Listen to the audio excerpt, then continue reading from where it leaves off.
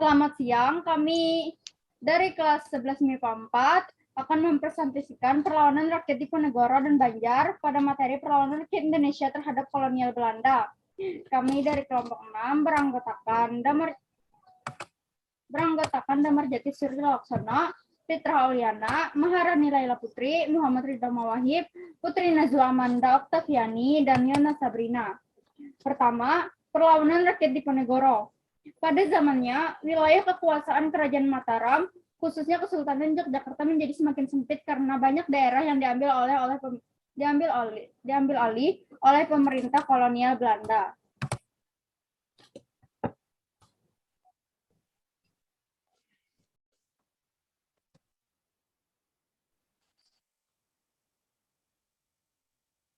Next. Oke. Latar belakang. Kesultanan Yogyakarta pada tahun 1822 setelah wafatnya Sri Sultan Hamengkubuwono keempat. Oke.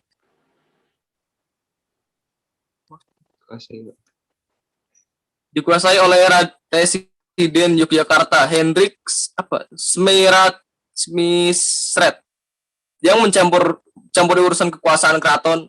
Sementara itu Gubernur Jenderal Van der Capellen meminta seluruh tanah sewa dikembalikan kepada pemilik dengan kompensasi tertentu.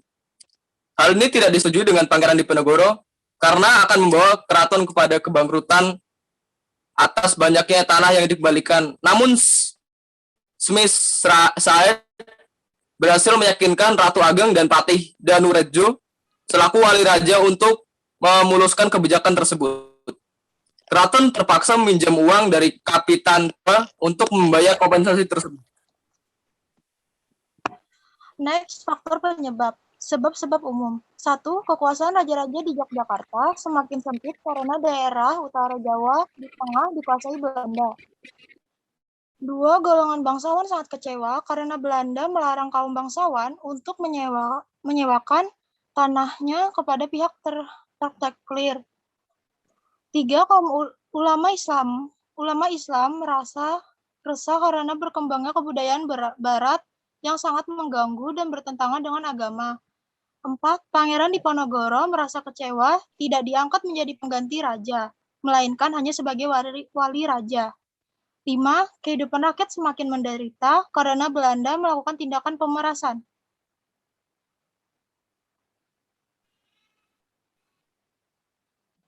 Next.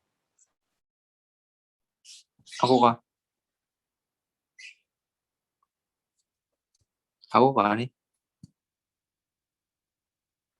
Sebab khusus. Belanda merencanakan pembangunan jalan yang menerobos jalan Pangeran Diponegoro dan makam leluhurnya. Pangeran Diponegoro dengan tegas menentang rencana itu sebagai unjuk protes patok-patok untuk pembuatan jalan dicabut dan diganti dengan tombak-tombak.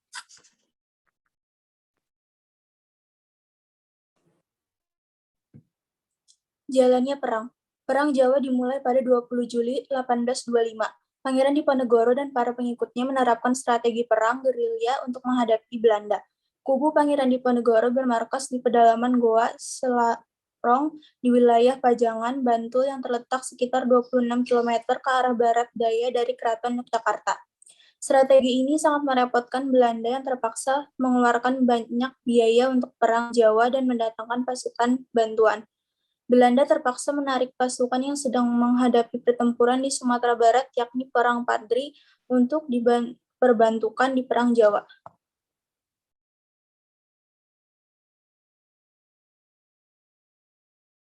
Jalannya perang.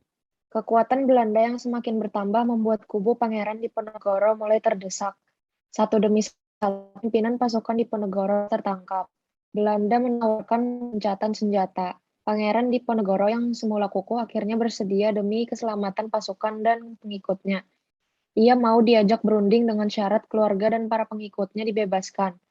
Tanggal 28 Maret 1830, diadakan perundingan antara Pangeran Diponegoro dan Jenderal de Kock di Magelang, Jawa Tengah. Inilah taktik licik Belanda. Pangeran Diponegoro yang tidak bersenjata justru ditangkap. Ditahannya Pangeran Diponegoro otomatis membuat Perang Jawa yang melelahkan dan telah berlangsung selama 5 tahun, yaitu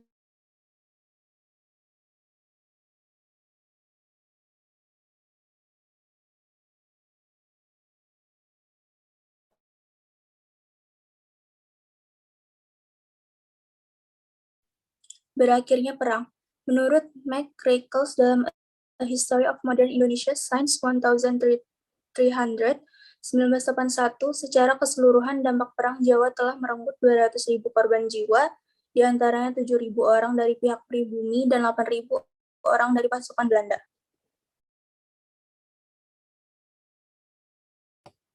Yang kedua ada perlawanan rakyat Banjar. Kesultanan Banjar merupakan kelanjutan dari kerajaan Daha yang bercorak Hindu.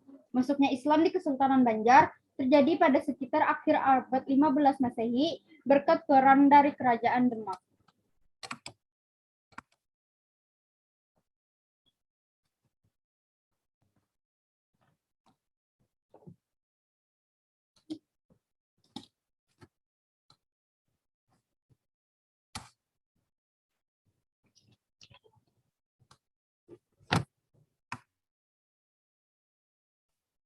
Latar belakang Perang Banjar adalah, secara garis besar, perang ini didasari oleh keinginan Belanda untuk ikut campur dan andil dalam Kesultanan Kalimantan Selatan dan ingin memporak-porandakan jabatan dalam kerajaan itu sendiri. Selain itu, adanya aset-aset penting di Kalimantan Selatan yang ingin Belanda kuasai, seperti perkebunan dan pertambangan batu bara.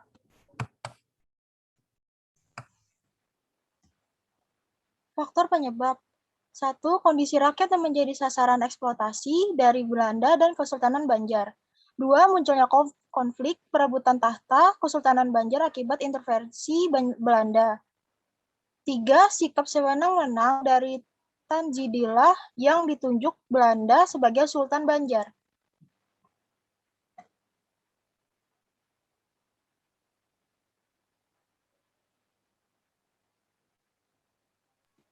Jalannya perang. Perang Banjar berlangsung dari tahun 1859 hingga 1906. Wilayahnya meliputi Kalimantan Selatan dan Kalimantan Tengah. Perang ini dipimpin oleh Pangeran Antasari dan dibantu oleh Pangeran Hidayatullah II.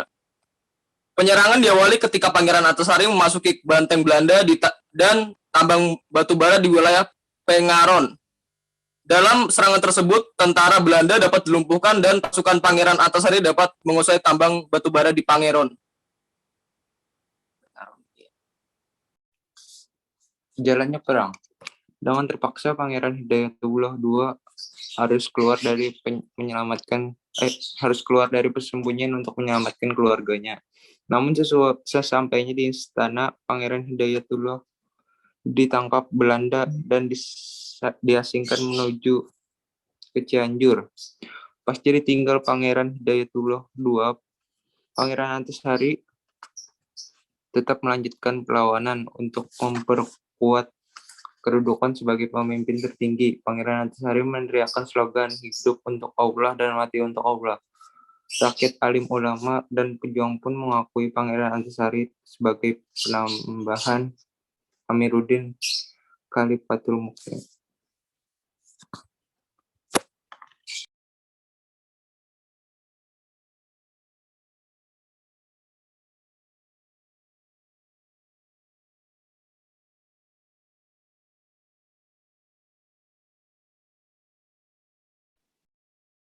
Berakhirnya perang. Perang Banjar berakhir pada tahun 1906 yang ditandai dengan kekalahan Pangeran Antasari dan Kesultanan Banjar. Korban di pihak Banjar lebih dari 6.000 jiwa, sementara pihak Belanda kehilangan hingga 5.000 orang dan 2 kapal uap yang tenggelam.